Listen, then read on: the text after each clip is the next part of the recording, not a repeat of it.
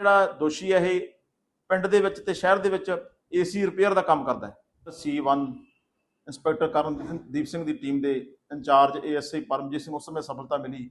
ਜਦੋਂ ਉਹ ਤਲਵੰਡੀ ਸਾਬੋ ਰੋਡ ਤੋਂ ਬਹਿਣੀਵਾਲ ਨੂੰ ਗਸ਼ਤ ਕਰਦਾ ਜਾ ਰਿਹਾ ਸੀ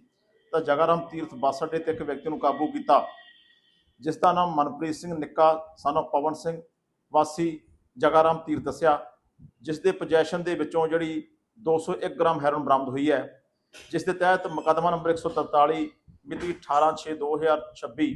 ਅੰਡਰ ਸੈਕਸ਼ਨ 21 NDPS ਐਕਟ ਥਾਣਾ ਤਲਵੰਡੀ ਸਾਬੋ ਵਿਖੇ ਦਰਜ ਰਜਿਸਟਰ ਕੀਤਾ ਗਿਆ ਹੈ।